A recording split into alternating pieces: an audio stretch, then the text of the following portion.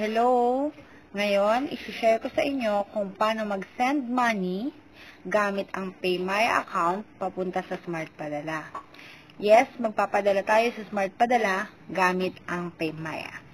First, click natin tong sa upper left, itong tatlong guhit na yan. Select. Then, send money. Yan, click natin. Ay ilalagay natin dito sa pinakaunang blank yung Smartpadala number.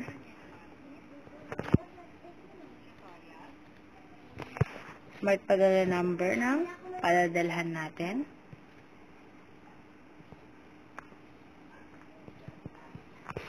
Double check natin.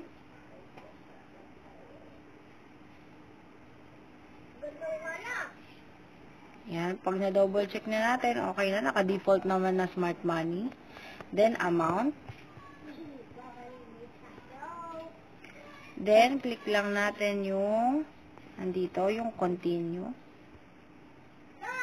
Double check ulit natin yung Smartpadala number ng padadalhan.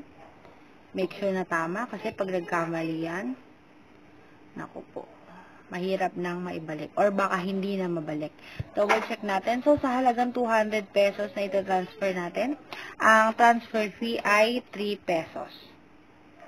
Yan. Select natin, send. Yan.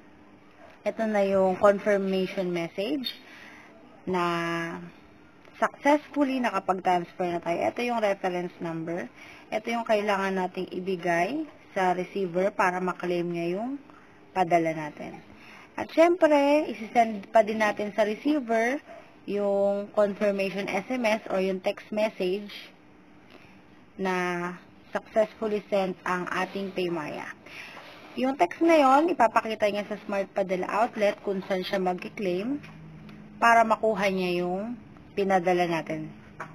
Ganun lamang po kabilis mag-send money sa Smartpadala gamit ang Paymaya. Thank you for watching!